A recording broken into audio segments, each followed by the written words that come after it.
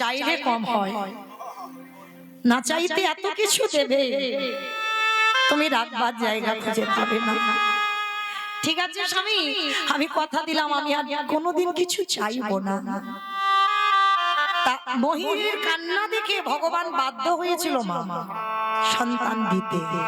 কিন্তু আমরা তো মা, আমরা অনুভব করতে পারি সন্তান যখন গর্ভে আসে। মোহিনী যখন অনুভব করলো আমি মা হব, সঙ্গে সঙ্গে বাবা অহংকারে পা মাটিতে পড়ছে না, সবাইকে ডেকে ডেকে বলছে, কি গো তোমরা তো আমাকে নিঃসন্তানী বলে কত ঘৃণা করতে, দেখেছো আমি কেমন অসাধ্যকে সাধন করেছি। ভগবান বাধ্য হয়েছে আমার গর্ভে সন্তান দিতে। সব সময় যখন মোহিনী অহংকার করছে, ভগবান একদিনে দৈববাণী করে বলেন, মোহিনী তোমার এই অহংকারের জন্য আমি তোমাকে অভিশাপ দিলাম। সন্তানের জন্ম তুমি দেবে, সন্তানের মা তুমি হবে, কিন্তু মনে রেখো সন্তানের মুখ কোনোদিন তুমি দর্শন করতে পারবে না। মোহিনী বুঝতে পারলো না বাবা অভিশাপটা কে দিয়ে গেল। বুঝতে না পেরে বলেন, তুমি চলে যাও। কে তুমি? আমি ওকে গর্ভে ধরেছি আর আমি ওর মুখ দেখতে পাবো না? যাও তুমি চলে যাও। বুঝতে পারলো না ভগবানের অভিশাপ। দিন গেল, মাস গেল, দেখতে দেখতে 10 মাস 10 দিন। এত অভাব দিল ভগবান, এত সংসারে কষ্ট দিল। 3 দিন হয়ে গেল মোহিনী কিছু খেতে পাচ্ছে না, গর্ভবতী মা। স্বামীর কাছে গিয়ে বলছে, স্বামী দাও না, বড্ড খিদে পেয়েছে, 3 দিন হয়ে গেল কিছু খেতে পাইনি, কিছু খাবার এনে দেবে? মোহিনী ঠিক আছে, তুমি এখন ভালো আছো তো, তুমি তাহলে ঘরে থাকো, আমি একটু দেখি কার কাছ থেকে কিছু পাই কিনা। ছুটে গেল নগরে। আর যখন স্ত্রীর জন্য খাবার আনতে গেল, ভগবান পবনদেবকে ডাক দিল, পবনদেব, বরুণদেব, ইন্দ্রদেব, তোমরা এমন করে ঝড় বৃষ্টি তোলো যে ঝড় বৃষ্টিতে যেন হীরা চন্দাল আর ফিরতে না পারে, তবে দেখবে আমার ভক্তের অঙ্গে যেন আঘাত না লাগে। সঙ্গে সঙ্গে বাবা পরিষ্কার আকাশ মেঘাচ্ছন্ন হয়ে গেল, মুহুর মুহুর বর্ষপাত, ঝড় বৃষ্টি উঠেছে। আর হীরা চন্দাল যা চাল ডাল পেয়েছে, এত বৃষ্টি আর ফিরতে পারছে না, একটা গাছের তলায় দাঁড়িয়ে আছে। আর এদিকে প্রসব যন্ত্রণা শুরু হলো, কেউ নেই, অসহ্য যন্ত্রণাময়। মোহিনী যন্ত্রণায় ছটফট করছে আর কাঁদছে, কেউ কি নেই? আমার স্বামী গেছে আমার জন্য খাবার আনতে, কেউ তো একজন আমার কাছে এসো, আমি যে বড় কষ্টে আছি। ভগবানের অভিশাপ মিথ্যা হবে না। ওই যন্ত্রণায় কাতর হয়ে ছটফট করে কাঁদতে কাঁদতে একটা ফুটফুটে কন্যা সন্তানের জন্ম দিল। মেয়েটার জন্ম হলো ভগবানের দৈববাণী মতো, মেয়েটার মুখ দর্শন হলো না। জন্ম দিয়েই মোহিনী চিরজনমের মতো চলে গেল। হীরা চন্দাল জানে না, আর যেই না স্ত্রী মরে গেল, মেয়েটার জন্ম দিয়ে আকাশে ঝড় বৃষ্টি সব থেমে গেল। হীরা চন্দাল মনে মনে ভাবছে, কি এক্ষুনি এত ঝড় বৃষ্টি হচ্ছিল, সব থেমে গেল কি করে? ঠিক আছে, তাড়াতাড়ি করে ওই চাল ডালটা নিয়ে ছুটতে ছুটতে আসছে। তাল পাতার দরজা তো, ডাকছে, মোহিনী, মোহিনী, বাড়িতে আছো? তোমাকে তো রেখে গেলাম, ভালো সাড়া দিচ্ছ না কেন? তালপাতার করে ঘর যেই না ধাক্কা দিয়েছে, খুলে গেছে। গিয়ে দেখে না মা আমার শয়নে আছে, পাশে একটা ছোট্ট ফুটফুটে কন্যা সন্তান খেলছে। হীরা চন্দাল কোনোদিন তো বাবা বলা ধন দেখেনি, মেয়েটাকে তাড়াতাড়ি করে বুকে তুলে নিয়েছে, নিয়ে বলছে ও মোহিনী, মোহিনী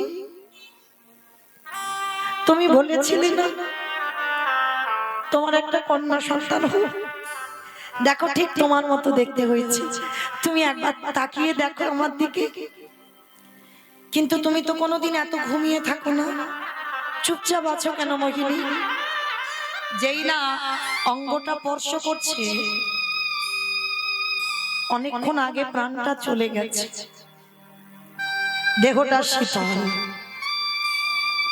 নাসিকায় হাত দিয়ে দেখছে নিঃশ্বাস পড়ছে না। যখনই নিঃশ্বাস পড়ছে না, মেয়েটাকে বুকে নিয়ে ডাক দিল মোহিনী, মোহিনী। এটা তুমি কি করে পারলে? আমি সন্তান চেয়েছিলাম, আমি চেয়েছিলাম কিন্তু একবারও তো ভগবানের কাছে বলিনি আমার সব কেড়ে নিয়ে তুমি সন্তান দাও। সব যদি কেড়ে নেবে, কে বলেছিল আমাকে এমন সুখের সংসারের মুখ দেখাতে? কে বলেছিল তোমাকে আমার এই সুখের সংসার দিতে?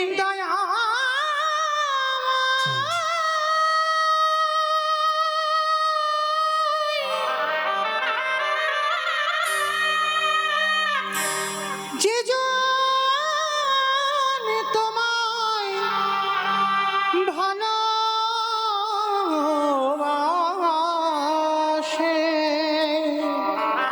আমি তো তোমার কাছে কোনোদিন কিছু চাই, তারে কি এমনি নিকটে কাঁদিতে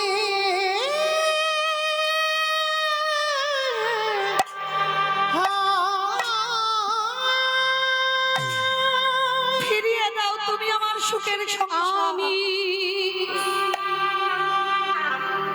সুখের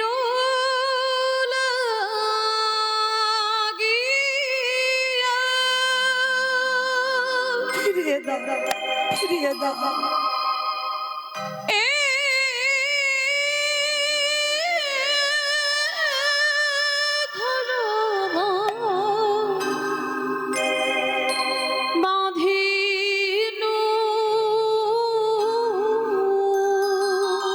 কিসের জন্য তুমি আমার সব অন্ধকার করে দিলে?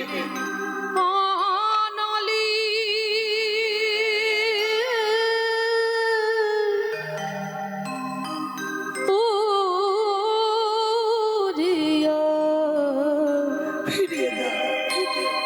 গেল রে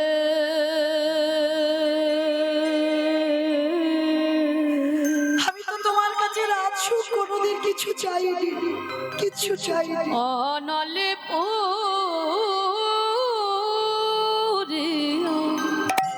গেল।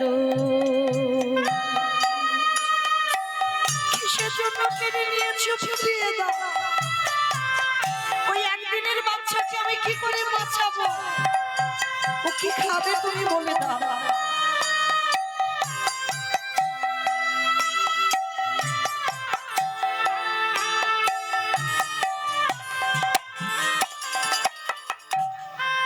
আমি ও সাগরে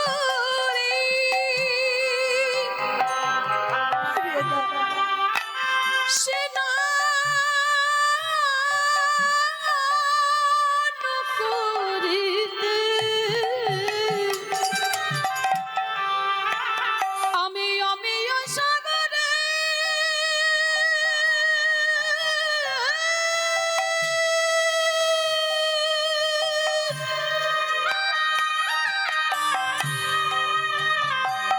সেনা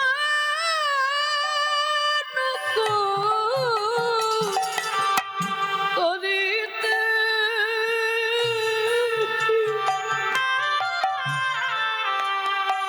দেখো সকলি গরল ভেল রে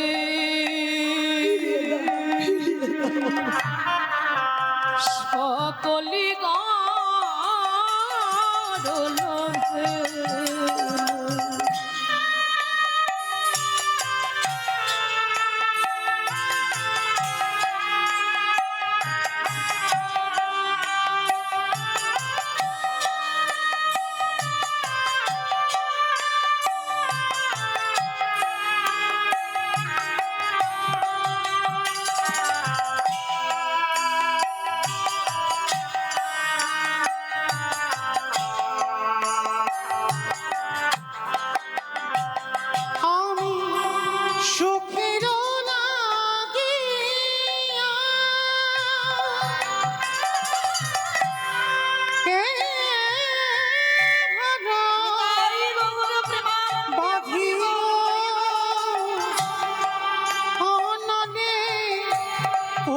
পুরিয়া গেল রে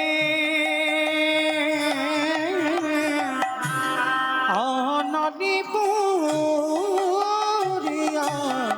গেল আমি সাগর সেচেনু কেড়ে নিও না ওই মানিকগুলো লুকালো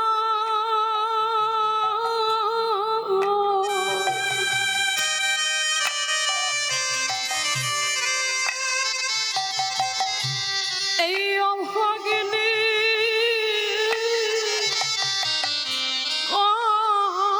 করম দোষরে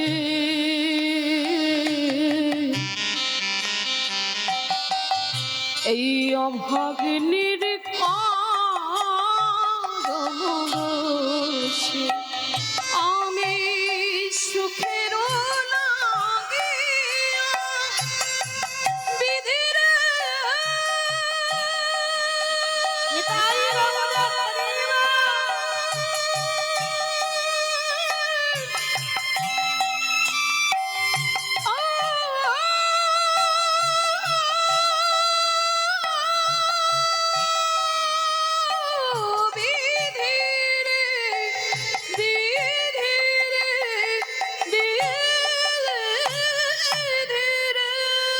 ফিরিয়ে দাও। কিসের জন্য তুমি চিরজনমের মতো আমার স্ত্রীকে কেড়ে নিয়েছো? বলতে পারো? বলতে পারো কি করে আমি একদিনের বাচ্চাটাকে আমি বাঁচিয়ে রাখবো? কারণ তুমি যদি আমাকে কেড়ে নিতে, ওর মাকে রেখে দিতে, তাহলে ছেলেটাকে মানুষ করতে পারতো। কি গো মাইরা, সন্তান জন্ম দিয়ে যদি বাবা চলে যায়, মা কিন্তু পারে একটা সন্তানকে বুকে আগলে রাখতে। কিন্তু কোন সন্তান জন্ম দিয়ে যদি মা চলে যায়, মানুষ হবে, মার মতো করে কেউ ভালোবাসবে না। সবাই ভালোবাসে মা, সবাই বাসে, কিন্তু তোমার মার মতো করে নয়। আর যার মা চলে যায়, তার পৃথিবীর এই জগতে চিরজনমের মতো চলে গেল মোহিনী। মেয়েটার কি খাওয়াবে, বসে বসে কাঁদছে, ভগবান থাকতে পারলো না। স্বর্গ থেকে একটা গাভী কামধেনুকে পাঠিয়েছে। আর স্বর্গের কামধেনুর একটা নিয়ম আছে মা, এর কাছে যে যা চায় তাই পায়। সোনা দানা, টাকা পয়সা, মণি মাণিক্য, যে যা চাইবে কামধেনু তাকে তাই দেয়। তাই কামধেনু যখন বাবা এসে দাঁড়িয়েছে, একটা পাত্রে করে নিয়ে যেই না একটা পাত্র রেখেছে, সঙ্গে সঙ্গে পাত্রটা ভর্তি হয়ে গেছে, দুগ্ধ দহন করতে হয়। গাভী, তুই এত ভালোবাসিস, আয়। গাভীটা প্রতিদিন সময় মতো আসে আর মেয়েটাকে দুধ দেয় আর চলে যায়। প্রতিদিন, ও ডাকতে হয় না, সময় মতো আসে স্বর্গ থেকে আর দুধ দেয়, চলে যায়। দেখতে দেখতে মেয়েটার বয়স দাঁড়ালো 6 বছর। তা বাবা হীরাচন্দাল বলছে, মারে, আমার বলতে যা কিছু আছে সবরই, আমার বলতে যা কিছু আছে সবরই। মেয়েটার নাম রেখেছিল সবরী। ছোট্ট মেয়ে, ছোটবেলা থেকে বাবা শেখাচ্ছে, মা একটা কথা মনে রাখবি, যা কিছু খাবি আমার প্রভুকে দিয়ে খাবি। কেমন? যা কিছু খাবি আগে আমার প্রভুকে দিবি, তারপরে খাবি। বাবা ছোটবেলা থেকে মেয়েটাকে ধর্মের শিক্ষা দিয়ে গেছে। তো আজকের মেয়েটা ঘরে ঘুমাচ্ছে, বাবা ভগবান মনে মনে চিন্তা করছে, ভক্ত তো দিব্যি বড় হচ্ছে, ওর মাকে কেড়ে নিলাম, এবার বাবাকে তো নিতে হবে, বেশি দিন আর রাখা যাবে না। হঠাৎ দৈব দুর্ঘটনা, 3 দিনের জ্বরে হীরাচন্দালের মৃত্যু হলো। 6 বছর বয়স মেয়েটা। কিন্তু ওই যে ছোটবেলা থেকে বাবার শিক্ষাটা দিয়েছে, আর আরেকটা শিক্ষা দিয়ে রেখেছে মা, জীবনে কারোর কাছ থেকে শুধু শুধু কিছু নিবি না। দেখবেন মা, আমরা অনেক অনেক মানুষ আছি না, শুধু নিতে শিখেছি, বিনিময়ে কিছু দিতে শেখেনি। কিন্তু একটা কথা বলে যায়, যেমন তুমি নিতে শিখেছো তোমাকে দিতে হবে। দু হাত ভরে যেমন নিচ্ছ, তোমার দু হাত ভরে তোমার দিতে হবে, তবেই তোমার সমস্ত পূর্ণের ফল তুমি লাভ করতে পারবে। না হলে শুধু নিয়ে যাবে আর কিছু দেবে না, পাপের ঘরা পরিপূর্ণ হয়ে যাবে। তো আজকে হীরাচন্দা মৃত্যুর পর মেয়েটাকে শিখিয়েছিল, মা কারোর কাছ থেকে শুধু শুধু নিবি না, আমার বিনিময়ে কিছু দিবি। তা মেয়েটা কি খায় জানো? কেউ তো নেই, সবরই কেউ ছিল না। কি খায় জানো? ওই পঞ্চবটির একাধারে মতঙ্গ সাধুদের আশ্রম, সাধুরা প্রসাদ পায়, আর থালাতে যে এঁঠোগুলো বেশি হয়, অনেক অনেক, সবাই তো পরিষ্কার করে খায় না, কিছু বেশি হয় নর্দমায় থালাতে ফেলে দেয়, সবরই চুরি করে। সেই কুকুর বিড়াল যেখানে খায় তাদের পাশে গিয়ে ওই প্রসাদীটা তুলে নিয়ে পায়। আমরা তো বলি বাবা কুকুর বিড়ালের এঁটো খেতে নেই। ওরে বাবা, কি গো রাস্তার পাগলদের দেখেছো? কুকুর বিড়ালরা যেখানে খাচ্ছে তারা সেইগুলো গুড়ি গুড়ি খাচ্ছে। তাদের চিকিৎসা করে দেখবে বাবা, শরীরে কোনো রোগ পাবে না। আর আমরা এত আরামে আছি, ওষুধ না খেলে দিন চলে না। এটাই হয়, রাখে হরি মারে কে, মারে হরি রাখে কে। ভগবান চরণে বিশ্বাস রাখতে হবে। রাখলে তুই রাখবি, মানলে তুই মানবি। এটা যার মধ্যে এসে যায় তারা জগতে কোনো কষ্ট থাকে না বাবা। এইটা মেনে নিতে হবে। রাখলে তুই রাখবি, মানলে তুই মানবি, এটা তো কারোর মধ্যে নেই। কারো এখানে যারা দাঁড়িয়ে আছেন, বসে আছেন, আমি কীর্তনিয়া সম্প্রদায়, কারোর এই বিশ্বাসটা নেই। যদি থাকতো তাহলে প্রতিনিয়ত সুগার আর থাইরয়েডের ওষুধ খেতে হতো, তাহলে ভগবানের চরণ ধরে পড়ে থাকতাম। রাখলে তুই রাখ, মানলে তুই মান। হ্যাঁ, এই বিশ্বাস কারণ নেই। তো মনে রেখো মা, আজকের হীরাচন্দাল মৃত্যুর পর ওই সবরীর দিন চলছে ওই রকম। তো একদিন সবরীর বিবেক বলল, আচ্ছা আমি যে এই এঁঠোগুলো খাচ্ছি এটা তো পাপ হচ্ছে, কারণ আমি তো তাদেরকে বলে খাচ্ছি না, আর আমি যে খাচ্ছি আমি তো বিনিময়ে কিছু দিচ্ছি না। তাহলে আমার বাবা বলেছে শুধু নিলে হবে না, দিতে হবে। কিন্তু আমি কি দেব বলো? আমার তো কিচ্ছু নেই। আমার কেউ, আমি চন্ডালিনী, আমি ছোট জাত বলে আমার কেউ খেতে দেয় না, ঘৃণা করে। দয়াময় বসে বসে মা মোহিনী কাঁদছে। জলের ঘাটে গেলে বাবা কেউ মোহিনীর মুখ দেখতে চায় না, সবাই নিঃসন্তানী বলে দূর দূর করে তাড়িয়ে দেয়। একদিন স্বামীর চরণ ধরে বলছে, স্বামী এমন কি এমন অপরাধ করেছে যে ভগবান তার সেবার জন্য আমার গর্ভে কাউকে পাঠায় না? আমি তো আমার জন্য না, ভগবানের জন্য কি একটা সন্তান দিতে পারে না? হীরাচন্দাল বলছে, মোহিনী কেঁদো না, তুমি নিজ কুলে জন্ম দিয়েছো আমায়, জানি না কোন জন্মের কুকর্মে আজ আমার চন্ডাল কুলে জন্ম হয়েছে। তবে আমি চুরি করে সাধু সেবা করব, চুরি করে করব। ওমা, চুরি করে সাধু সেবা করা যায়? সবরই করেছিল চুরি করে সাধু সেবা। সাধুরা যখন ঘুমিয়ে পড়তো আর সবরই দিনের বেলা বাড়িতে থাকতো, আর প্রতিদিন রাত্রিবেলা সবরই কি করে জানো? একেবারে বলে রে, একেবারে বলে রে, একেবারে বলে রে আমার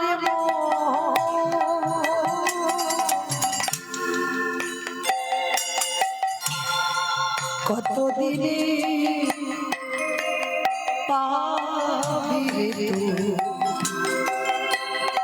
সাধুর শ্রীচরণ। একেবারে বলে রে, একেবারে বলে রে, বলে রে আমার মন কতদিনে